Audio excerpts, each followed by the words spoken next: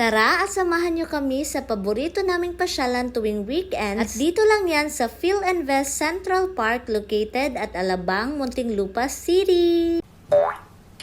Hello mga ka-Jamson! Hapon na nga nung pumunta kami dito. Napakalawak ng area nila dito at marami kang pwedeng gawin. Napaka-refreshing dito dahil bukod sa malinis, marami ding punong nakapaligid. Mayroon din silang playground dito na may slide, seesaw at saka swing. At di lang bata ang pwedeng mag-enjoy dito. Dahil meron din silang 6 na exercise equipment at lahat naman ay fully functional. At dahil medyo kumalma na yung sikat ng araw, naglaro na kami ni Will ng frisbee. Ang saya nga ng larong to dahil bukod sa nakakatunaw ng fats, nakakapaglaro ka nito kahit mahangin. Di kasi kami nakakapaglaro ng badminton dito dahil ang lakas ng hangin. Si daddy naman ay eto, nagbabantay sa prinsesa niya. Bantayan mo yan dahil 5 minutes lang natin ginawa yan. Pero halos 5 oras kong tiniis yung sakit para maipanganak ko yan. At eto naman ang magiging view tuwing gabi. Ang mga ilaw na yan ay isa sa mga best features ng lugar na to.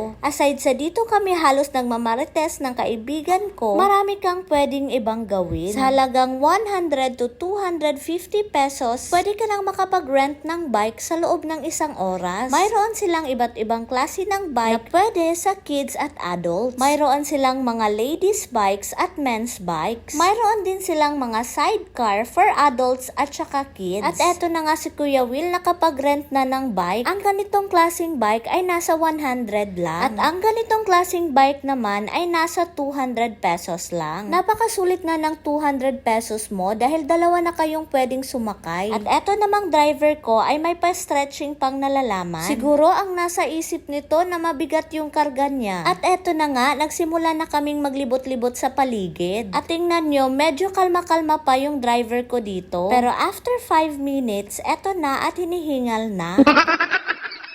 Malawak-lawak din ang pwede mong libutin dito. At safe din talaga para sa mga kids. Dahil aside sa walang masyadong sasakyan na dumadaan, may mga police patrol na nakabantay. At eto na nga yung anak ko, nag-audition na siguro to sa Star Wars. At kung tinatamad ka namang magbike, mayroon din silang electric scooter dito. At kung ikaw naman ay isang plantito at plantita, magdala ka lang ng 3 hanggang 10 plastic bottles. At pwede ka na makatanggap ng 1 seed packet, 1 common plant at 1 special plant. At dahil ako naman ay ginutom na, pupunta naman ako sa Eats by the Park. Syempre, sa dami ng activities na pwede mong gawin dito, gugutumin ka talaga. Marami kang options na mapagpipilian dito. May ice cream, may coffee store, may silugan, may popcorn, mayroon ding pizza, rice meals, fruit juices, milk teas, o kahit kakanin pa yan o street foods ay available dito. At may nagpaparent din dito ng banig o picnic mat. At syempre, may tables and chairs din sila dito para komportable ka namang kumain. Mayroon din nga silang banda dito pero di ko na na-videohan. May mga palaruan din dito at sa halagang 130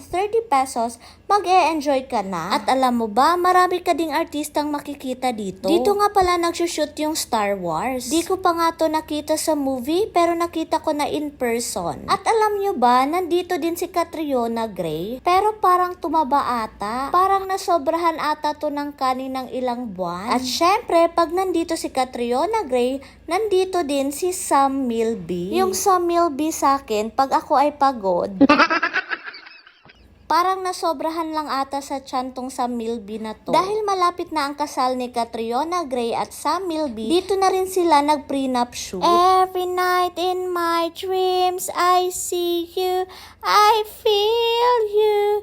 That is how I know you've go on. At nandito nga rin pala yung real life na Masha and Bear. At dahil marami pa naman kaming oras bago umuwi, sinungkit muna namin tong airplane toy na nasangit sa kahoy. Para naman may mapasaya kaming bata bago kami umuwi. After ilang minuto ng aming operasyon, nakuha na namin ito. At isinauli na namin yung stick sa mga cast ng Star Wars. At isinauli na din namin yung toy sa may-ari. O siya, thank you for watching. Amping!